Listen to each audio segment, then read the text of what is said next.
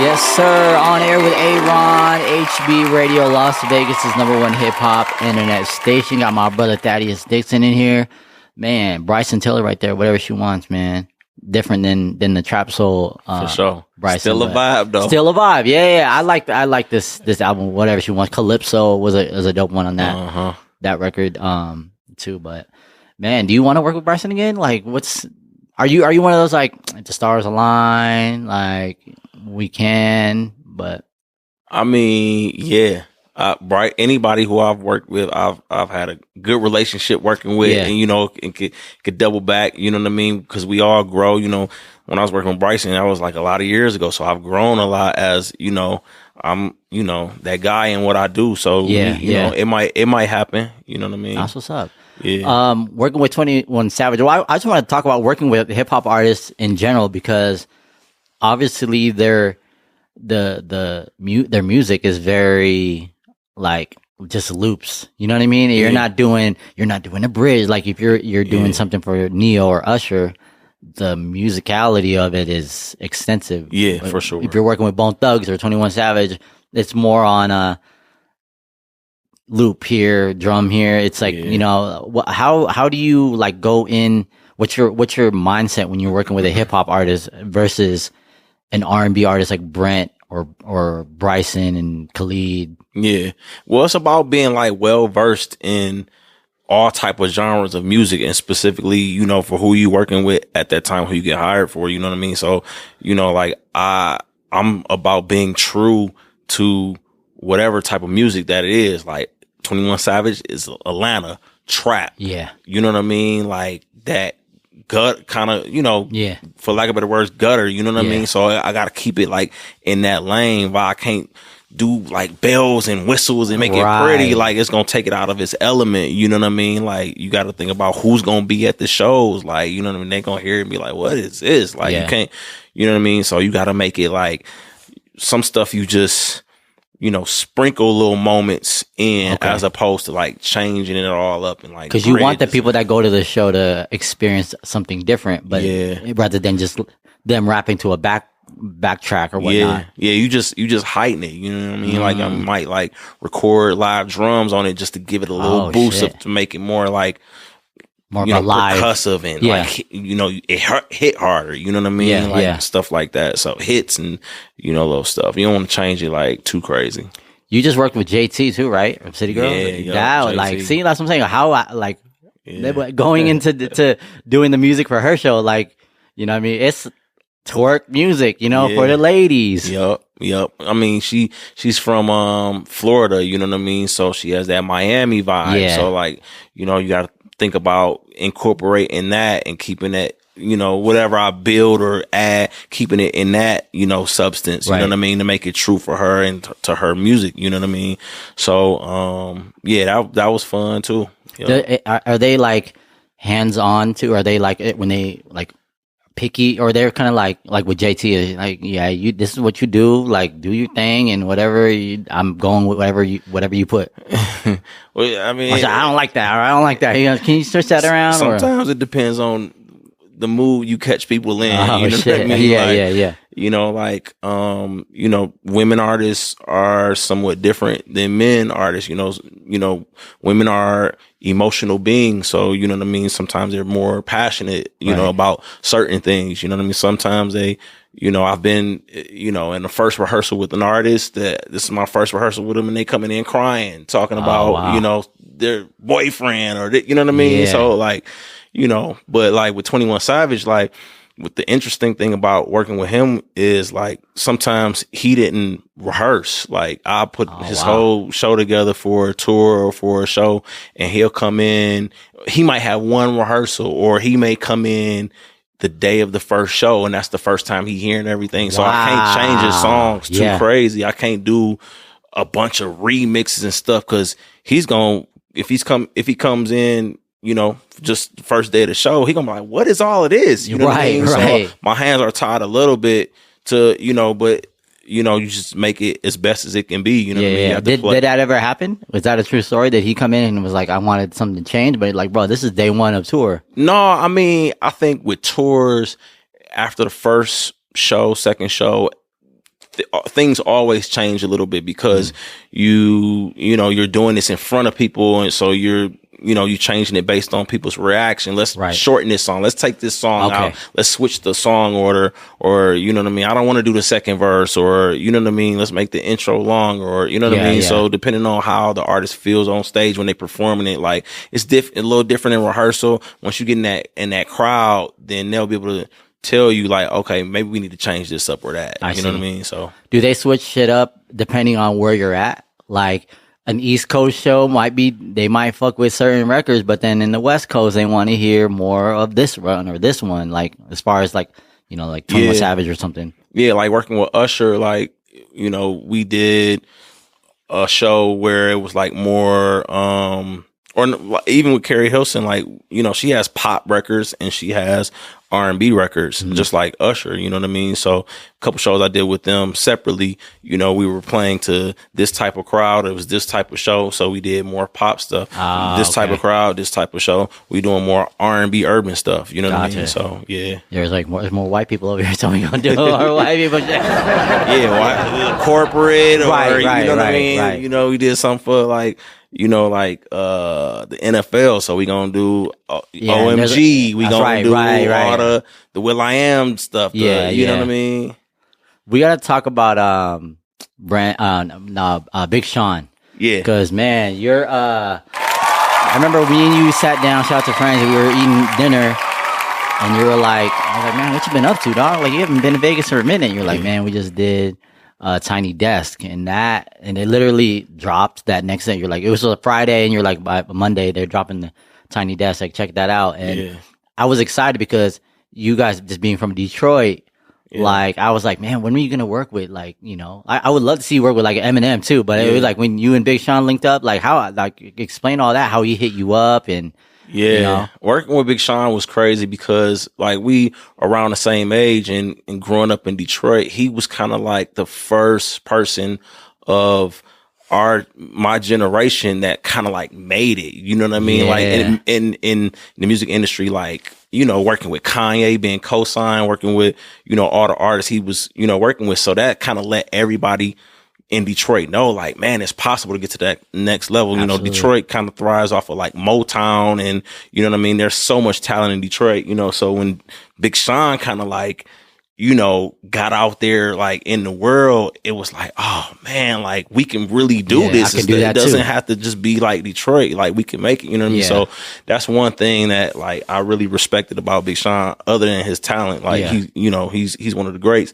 So, people always ask me like, what Detroit artists have you worked with? I've been out of Detroit for a long time, so I haven't worked with that many, Detroit artists. So, if you're from Detroit, why you want to work with Big Sean? You want to work with, Eminem. You want to work with certain people. You know what I mean? So when I got the call from Vito, who works with, shout out to Vito, works with Sean, his label and everything, his businesses and stuff.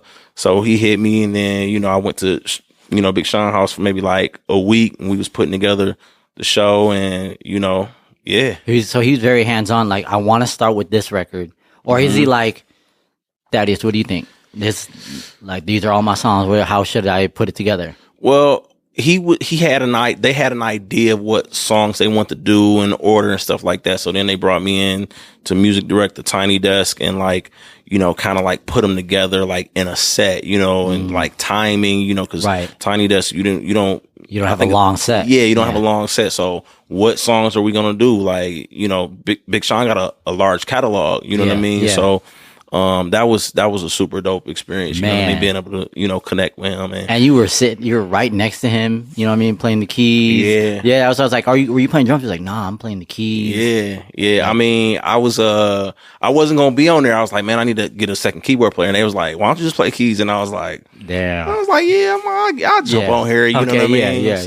Yeah, that's the homie. I need him to get on these records though. But but facts. He did me a solid too. I got hit up to work with Queen Nija, who's also from Michigan. Okay. She had a show like in December of last year, and Big Sean and her has a song together. And I was like, man, let me just hit Sean just to see if he'll come out on her song. You know what I mean?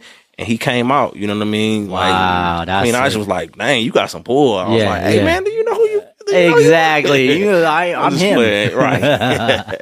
Yeah, so that's the homie. That's what's up. So Sean came out on her show. Mm-hmm. He did a song that they have together. Oh, okay, gotcha. Yep.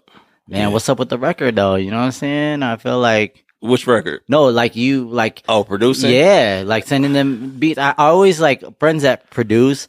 Obviously, you build friendships with these people that you work with, and the last thing you want to do is be like, "Hey man, by the way, here's a beat pack." You know what I mean? You want it to organically happen. For sure. I mean, I feel like producing and writing is just so hard. It's like shots in the dark unless you just in the studio with the artist. You know what I mean? Like sending beat, you got 1 million producers sending beats to people every day, and you know what I mean? So like, you know, but I love to produce, you know, and I can produce. I got some hits. So, you know, it's just about timing. You know what I mean? Like I don't push it, like, you know what I mean? Like you gonna hear these records, you know, people might not even be in a space to like be recording right now. They may be dealing with their family or their children, or you know what I mean? And the last thing they do is a text message like with beats like, "Hey bro, I know you're with your kids, but I don't be tripping like you know."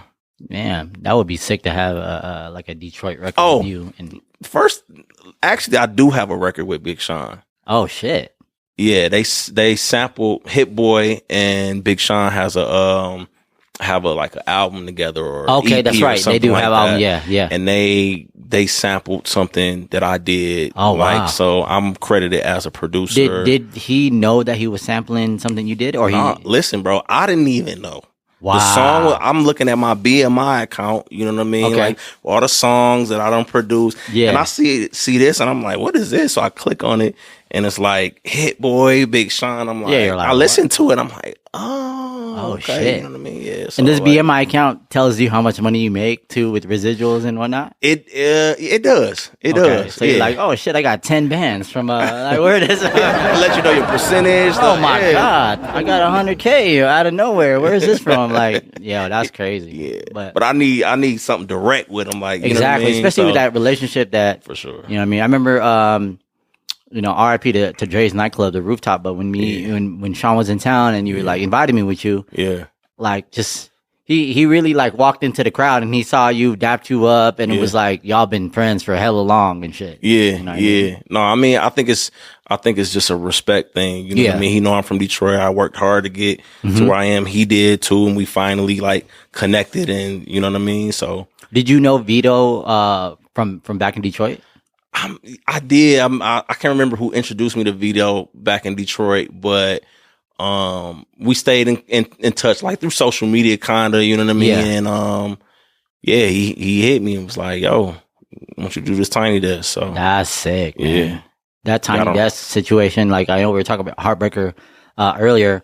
It's like everyone's got to do it. You know what I mean? Like there's also obviously different people have different times in their career. You know what I mean? We feel like more of the OG should do it, or someone that's been in the game for a long time or that have a catalog versus somebody that has one album under their belt. But that whole Tiny Desk is like a monumental like milestone for an artist to do, and you was on there for sure. I mean? Yeah, it's a stamp, and you know, Big Sean got some hits. You know, Tiny Desk is good for like, you know, tuning in to see an artist. You forget how many records different artists have, how many big records you hear. I'm like, oh man, that used to be my jam. Right. Man, you guys are so close to the same age, so like you kind of grew up listening to this shit like, when you was in high school or whatnot. Like, of course, man. Yeah, man. And I think shortly after Tiny Desk, y'all did some NFL shit, like the NFL draft or something, right? Yeah, he performed at the NFL draft that was in Detroit, like I can't remember when it was, but yeah, I was. It was like shortly after, yeah. That was lit. That was lit to do that with him. Damn.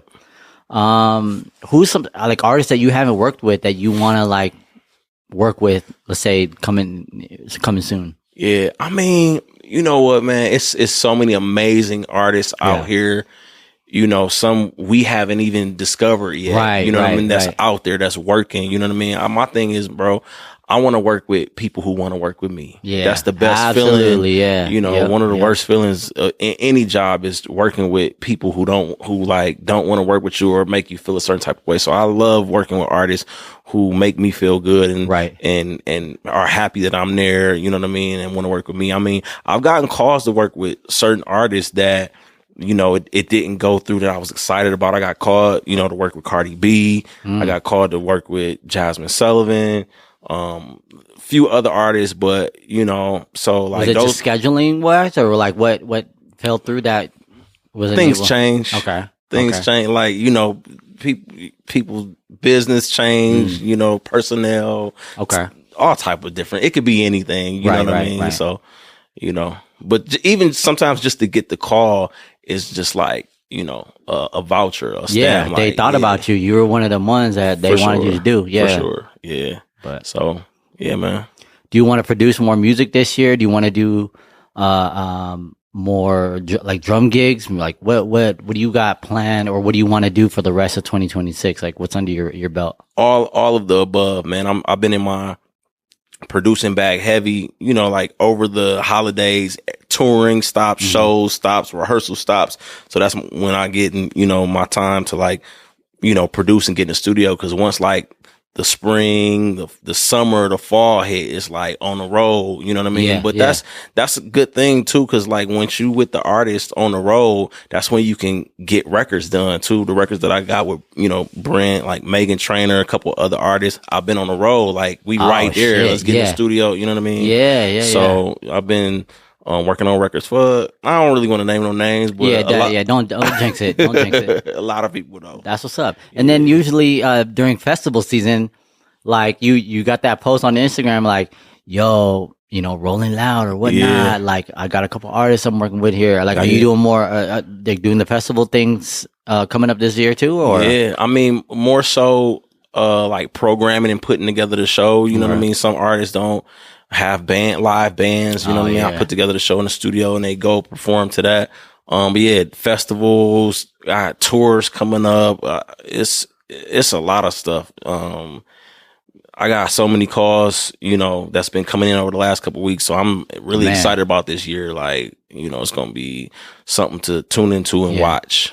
How do you balance everything? Like with, like you said, getting major like calls like the last 3 weeks, like how do you like center yourself or reset like to get away from the noise and I don't know, tap into come to Vegas, man. Come to Vegas, man. Come to Vegas, for real. Man. Yeah, no, that's how I know when you're coming to Vegas, because you're posting a lot of work shit. I'm like, man, shout out to my barber too, because we got the same barber here in Vegas. We're like, man, you see Thaddeus working? Yeah, I was like, he'll be in Vegas soon for sure. Like, you know, because it's a 40-minute flight from LA, man. You know, just what are things that you love about Vegas, man? I mean, I know, but the listeners want to know. I like the food. Okay. I like the weather. You know what I mean? Like when I come to Vegas, I don't stay on the strip. I stay, you know what I mean? I don't. It's like it's a getaway from LA. So being on the strip is like gives me that LA like pack. You know what I mean? So for me, like I like to stay off the strip. So like just chill. No, they treat you like a king over there. I'm not gonna say where you stay at, but they treat you like a motherfucking king over there, man. Yo, this guy, you don't have to take his wallet out for shit. They say we park in valet. We walk in and he's like, "Hey, Mr. Dixon, oh, you're gonna go eat here?" Like, god damn, man. When you a good person, man. When you drop those bands, when you spend a lot of money in them tables, they know who you are. Like, god damn, like that. But nah, man. You know, like good people, man. Good energy. Sure. Being connected with, man. You know, it's a blessing, bro. Yeah, because I'm sure, like, these Vegas casinos have gotten like A-list celebrities that try to treat them like shit, you know what I mean? And they are assholes, and you really go in there and you talk to everybody like they're your homies, and I'm like, dang, you know this guy? Like, nah, I just met him the last time I was here. Yeah. Like, the waiters at the restaurant and the people at the front desk, they're like waving at you, like, I mean, they're in service just like I'm in service. Right. I'm in service to an artist, whether it's in a studio or on the road. So they're in service to guests, you know what I mean? So it's like, just, just a vibe, just being cool, respectful, and humble. Like, I'm sure it's a refreshing to them too. Somebody that's as busy as you are in the industry that you're in, being able to stop and shake their hand and just be like, "What's up, man? Hope you guys are having a good day." Like, damn, you didn't have to do that, but you do that for sure. Especially that I come out here often, so it's like I'm not about to create enemies and like, like just like, What's something that you haven't done out here in Vegas yet? Like, obviously, you've done the gambling, you've eaten good food out here. What's, I mean, there's so much to do out here. Yeah, you've gone to a football game. You know what I mean? Yep. I haven't been to the Sphere. I haven't been to. My parents are going to see the Eagles this weekend. Actually, really? Yeah. Have you been in there? Is it? I haven't been to the Sphere yet either. Okay. But I'm like, the homie said the Wizard of Oz shit is like to see. Like, really, you gotta see that shit. It's like a real tornado in there. Really? Yeah. I gotta go there. I gotta go skiing at, what is it, Lake Mammoth or Mammoth is up north, but they have Lake Las Vegas, but they have isn't something like an hour? There's a Lee Canyon that's about 45 minutes to an hour away. Yeah, it's where our barber goes. Exactly. Yeah. Yep. So I haven't done that. I haven't been to F1. Oh shit! Wow. Yeah. I haven't. I mean, the whole city gets turned upside down when F1's in town, but the traffic stuff. But yeah. I don't know what else. What else do you suggest I do? I mean, I know you went. You've seen concerts. I know you went to the Drake and 21 when they did the stop in town when their tour was going. Mm-hmm. I just come support the homies. Yeah, no, you do that. Nah, we appreciate you, man. You know what I mean? Just like, what's up? Kick it. You know what I mean? And go back to my little pad. Yeah, like even you've set up a little studio at your little. Oh yeah, I gotta have. It's like the rooftop penthouse at the hotel you stay at, bro. I've had a studio equipment that like out here for like 2-3 years. Oh wow! So when I come out here, they just bring the speakers, the keyboard up, and just, you know what I mean. I've worked on people's shows in like my hotel room and stuff like that. So is it cool? Does it make you like just obviously changing your scenery? Does it help you lock in and so you're not at home? It's the same shit that you see every day, or like? I mean, sometimes like I don't really come out here with me having like a huge workload to do, because you know what I mean, like I come out here to just relax, but I do set it up in the event that I want to listen to something, or I want to play something, or I have an idea, or I just want to make some content, or I have some, you know what I mean, just like little stuff. Like I'll have it. I like everywhere I go, like my crib, like I like having like a little studio just to look at sometimes. Right, you know what I mean, to keep me like just in my, right mind. Right. Do you ever get like inspired last minute and everything set up so that oh man, I got an itch and I need to put this shit down real quick? For sure. Or I'll finish something. I started an idea. Oh, I got some little inspiration that came to me. Oh yeah, this would be dope. Let me, you know what I mean? Like, gotta have a studio set up. Even you've even done some stuff at the Culture King studio. For sure. A couple of years ago, that was a vibe. That's a dope studio, man. Yeah. I had some ideas to do more stuff in there. Yeah. So we gonna have to like figure it out. That's what I'm saying. Like I feel like that they don't utilize that studio like they should. You know what I mean? And they fuck with you too. So like they need somebody to be just over the studio. Yeah, for sure. That don't have nothing to do with the clothes or the store. Like, you know what I mean? That will bring a lot of different things in. You know what I mean? We have some talks about ideas and stuff, you know what I mean? But it takes somebody to be designated to just be over the studio. Yeah, because if you have somebody that's working in the store and overseeing that, it's like there's a lot of shit going on to focus on that, just a studio. Right. Like even that front space, they were wanting to make that into like some like a performance area for artists to come do like a tiny desk type shit, and it hasn't. I mean, upstairs or downstairs? In front of the studio. Oh, in front of the studio. Yeah, like that little where the drums are set up. Oh, they want to make that as like a performance thing for any artist that want to come in and do like some content to perform. They could have did their own like little like on the radar. Exactly. On, like absolutely. A series. Yeah. Some kind of series. Yeah. You know what I mean? You got the space, so absolutely. I'm telling you. We'll figure it out. Well, let's start it. Maybe me and you, you know what I mean? There it is. And the station have to like start it. Let's go. I'm definitely down for that. All right, we gonna figure it out. You know, I don't talk when Yeah, you definitely when Thaddeus talks, he puts it, we gonna figure it out. In motion. Yeah.